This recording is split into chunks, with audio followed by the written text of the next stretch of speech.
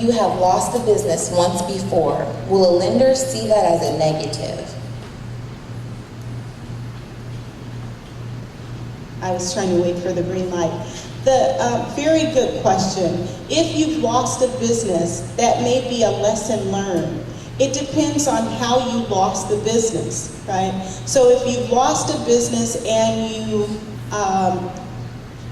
went through the proper steps to close that business, that is not a negative. If you lost the business and you filed for bankruptcy, and you can document when and how you filed for bankruptcy, and that bankruptcy has passed 7 years ago, it's not going to be easy. You're going to have to document that, and they're going to evaluate what kind of bankruptcy did you file. Did you file a 7, 11, a 13, and did you pay your creditors? If you filed a bankruptcy and you defaulted on a government loan, if you're going to seek an SBA loan, or you defaulted on a bank loan, that will create challenges for you.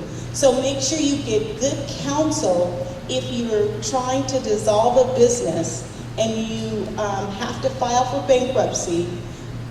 You need to get very good counsel on how to do that in a manner that may hurt you later. So to try and prevent being hurt by that later, get some good counsel on that.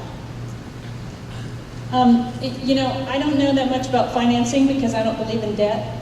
So, but what I can tell you is that there are myriad businesses that you can start this afternoon by 3 o'clock with less than $500, okay? Business of cleaning houses. Don't turn your nose up. Cleaning residential, okay? Cleaning residential, cleaning commercial. Let me tell you, those are multi-billion-dollar businesses in the United States. Cleaning windows, doing landscaping. I know a person who makes every single day, has a business license to do this, but makes sandwiches and potato salad and chicken salad and different things that go with the sandwiches. And every single day she has a group of folks who come in with their little Rolly ice chest from Costco. You've all seen them. And they have their ice thing in there, and they take their sandwiches and they take that Rolly thing and they go to offices and they sell those sandwiches. And that lady's a millionaire. Making sandwiches. And I'm going to tell you, one of my highlights of my life with the radio show is when I got to interview my mentor, my hero, the guy who started Domino's Pizza. He was functionally homeless when he started Domino's. He had been a foster kid. His mother decided she didn't want him when he was 4 years old. He grew up in orphanages and in foster homes, and dropped out of college because he couldn't afford the textbooks. And he just thought he'd work in the pizza place for a while to get money for the textbooks.